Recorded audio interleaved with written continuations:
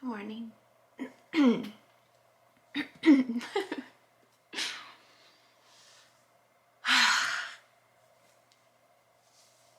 It is March 7th. March 7th. I know I recorded earlier this morning when I got home from TJ.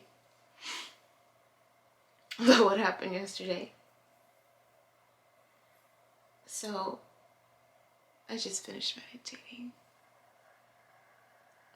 I woke up at 6. I went to bed like I only had like 3 or 4 hours of sleep.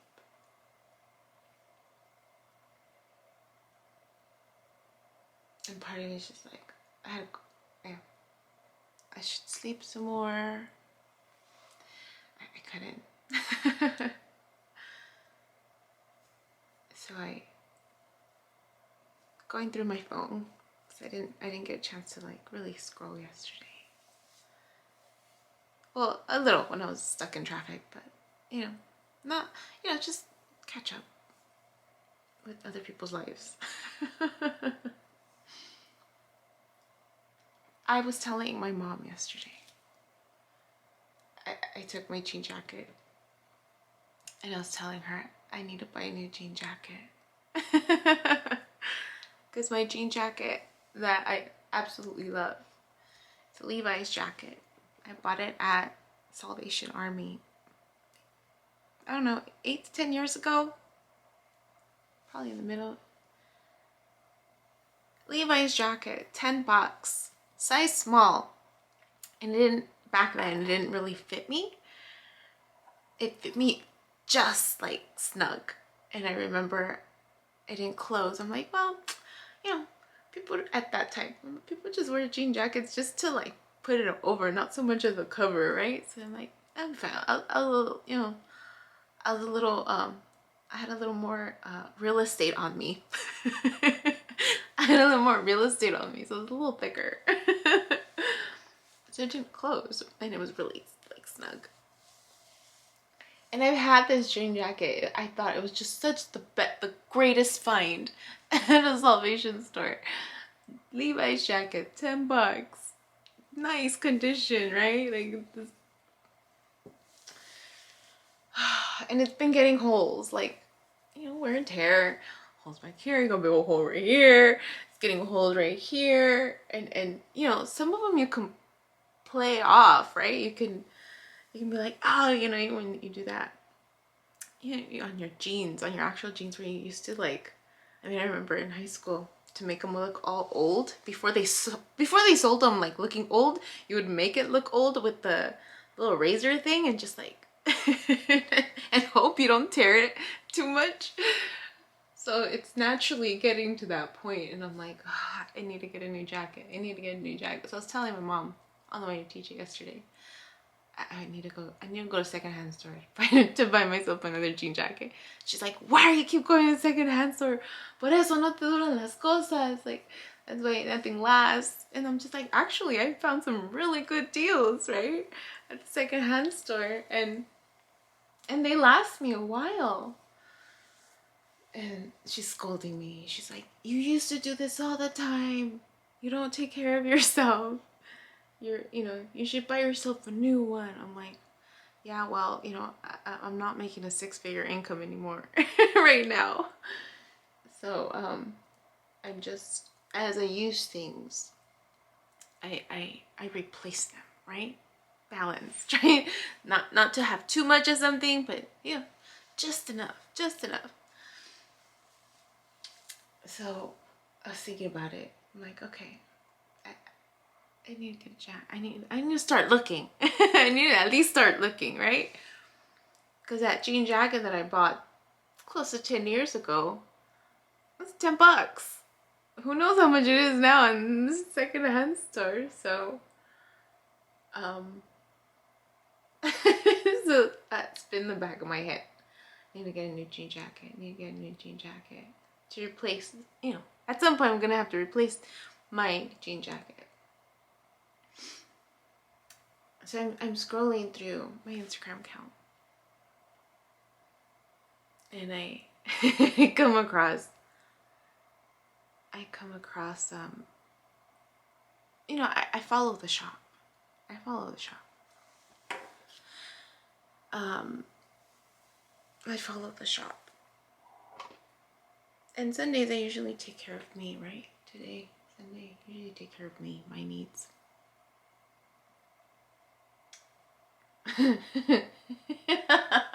So I see that one of the little shop, so it's like, you know, one of those antique shops where, you know, a space is being sold. So there's this space that has freaking jean jacket. And I'm just like, what does that mean? What does that mean? And I'm just like, jean jacket's there. I want to go look at it. I'm familiar with the brand, you know, so I kind of know, like, okay, you know, if this particular, you know, little shop, and I was like, oh, I know where that little shop is too, that little private shop, you know, because they rent it out. I'm like, oh, it's like right in front of the store. I'm like, oh. This part of me was just like, maybe I can sneak in and go to where it's at and not be seen, right? No, it's freaking in front of the store. I'm like, oh. So then I was meditating and or about to meditate. So before I meditate, right, I sit in my spot, like, okay, music's on, meditation music, talking to God, and I'm like, all right, God, all right. I'm reflecting on the fact that I'm having these triggers. And like, all right, remember, Yubi, what do you do? What do you do when this happens, right? What do you do? And I'm remembering all the other times where it's uncomfortable. All the other times where it's uncomfortable, where it's hard, you know, I usually push through it, right? I confront it. I confront it. Okay. And I'm honest with the situation. Like, this is how I feel. This is where I'm at. But I'm still going to push through, right? Because I know there's light at the other side of the tunnel. And I'm thinking, all right, Miss Pima says to sit with it. Miss Pima says to sit with my discomfort. The fact that yesterday I was trying to run away from all the triggers, right? Red flag for me. I need to sit with it. I need to be in its presence, right? I need to practice being comfortable with my discomfort and transforming that energy, right, into something else.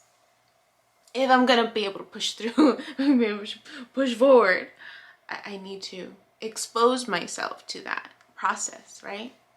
Which, you know, happened to be a conversation I had last night too with my mom about forgiveness and not that I need to forgive this other person, because there's no need to, right? These are my emotions. These are my experiences. I'm taking ownership for my behaviors and me putting myself in this situation, because it's not the other person's fault, right?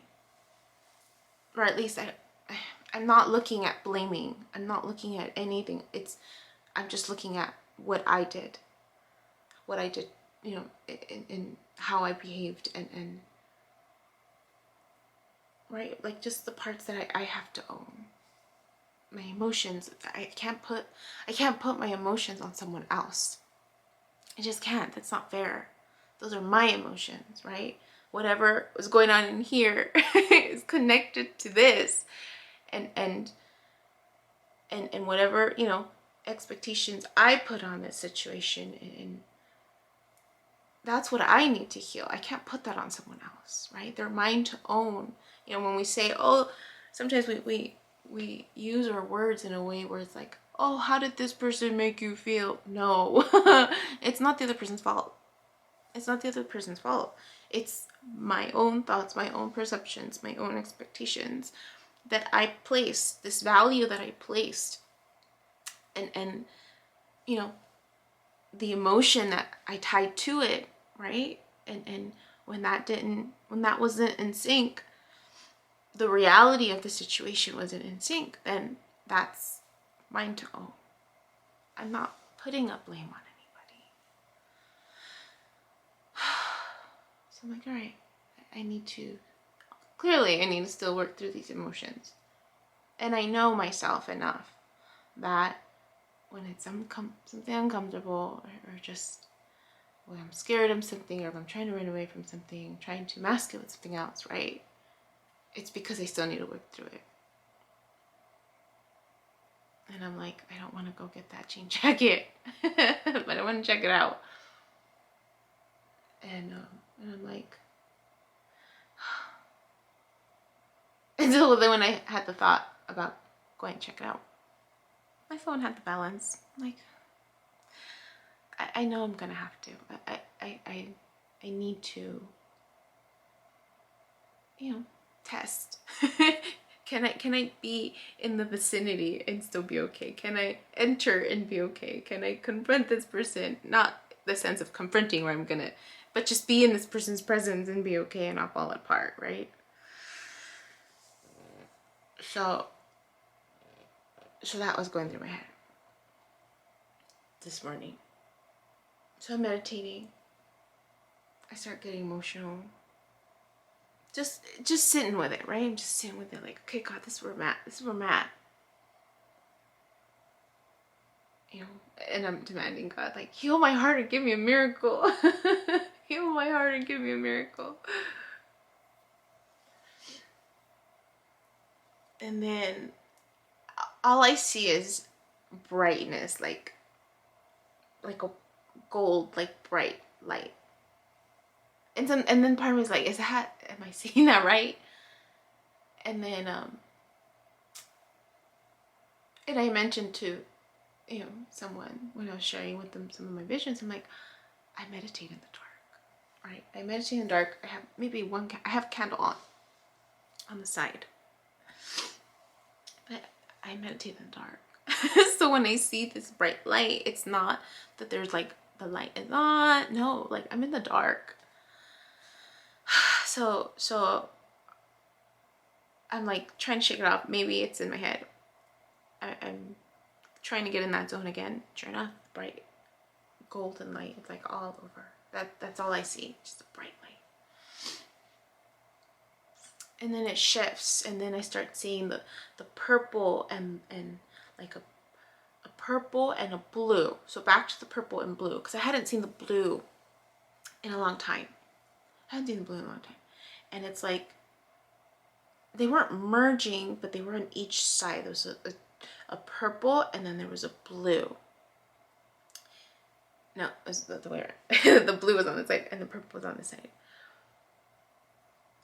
And then it kind of dissipates, and so now it's like, okay, it's going back to the purple and the division.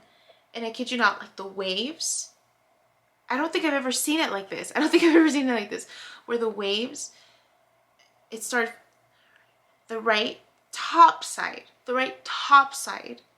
and it's just, so the horizon, right? You have the ocean and the sky.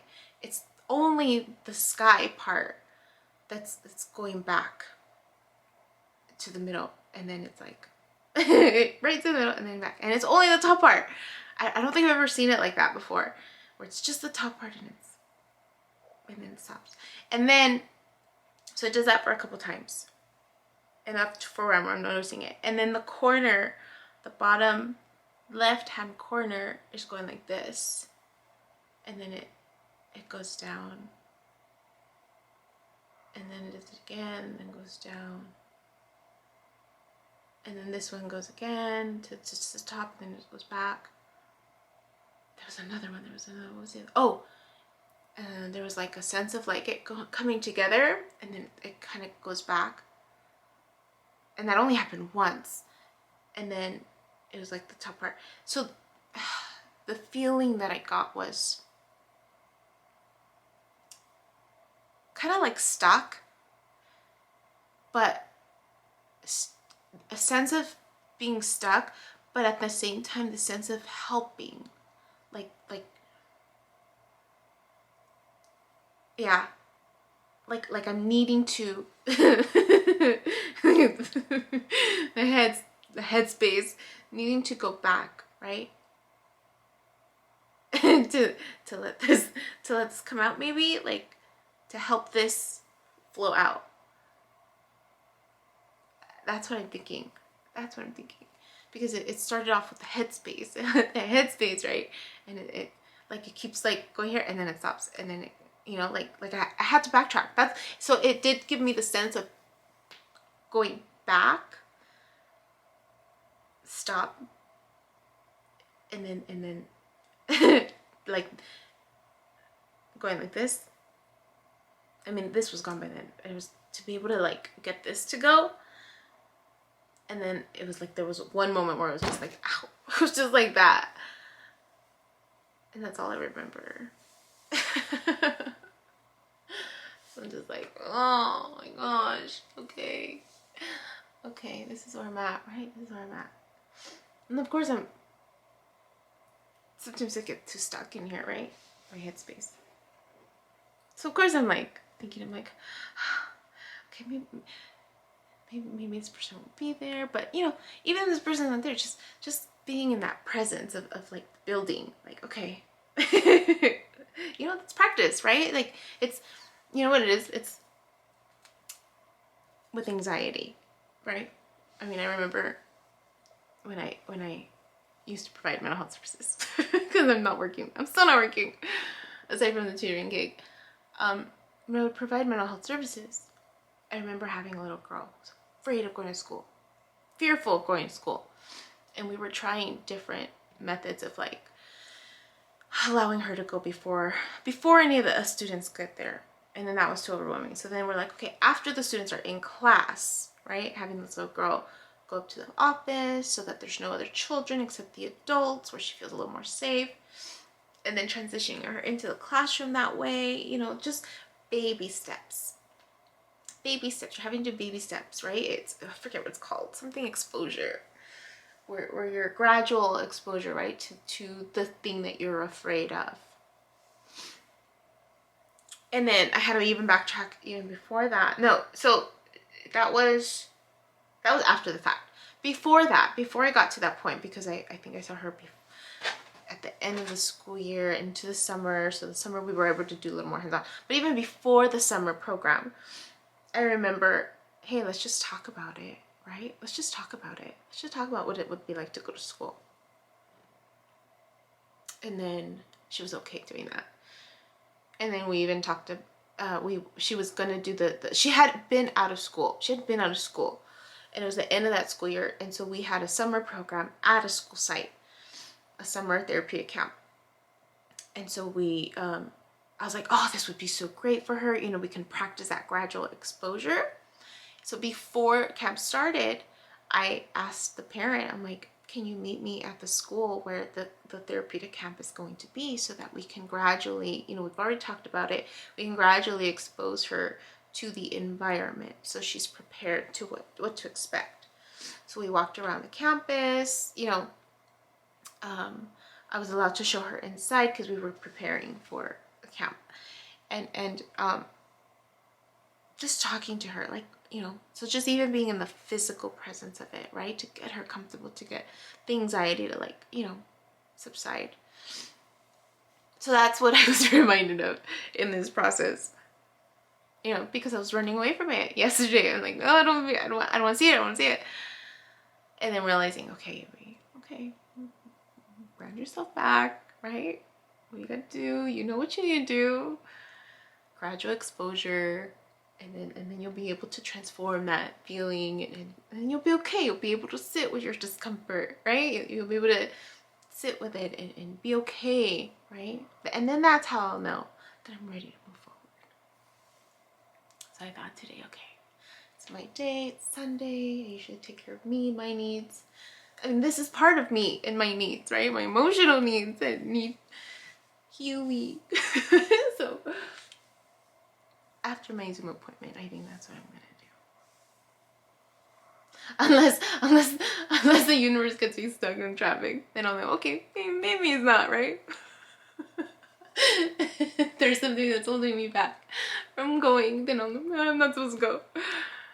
No, there's a part of me like, okay, I can do this, I can do this. I can do this. I can do this. I can do this. Yeah. I just want to share that. Oh well. I guess I'll keep you guys posted. Bye. Hi.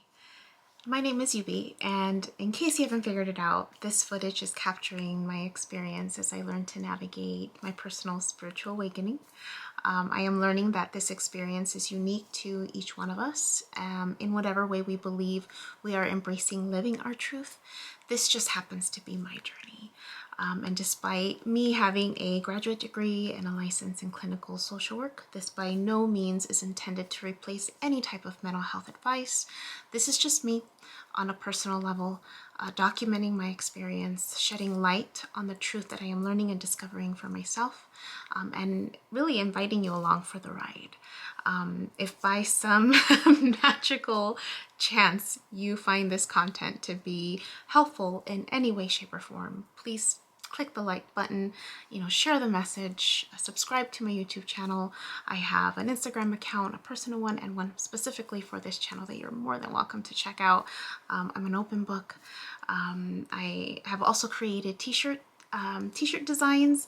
I'm wearing my favorite one right now, which is the North Node design, but I have that and other things that you can look at inspired by this process and journey, and I have the link in the description box as well as in the about section of my YouTube channel. So you're more than welcome to check those items out. Any type of support is great.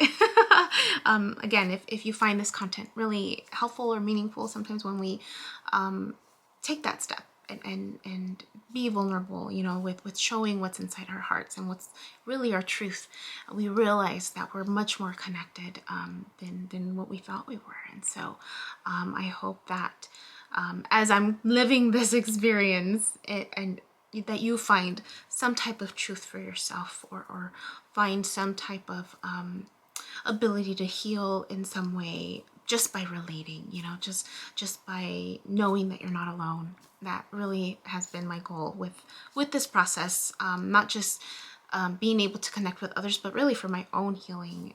It's definitely been a therapeutic experience and a very creative one for myself. So I thank you, and I wish you all the best, and we'll see what else comes next for me.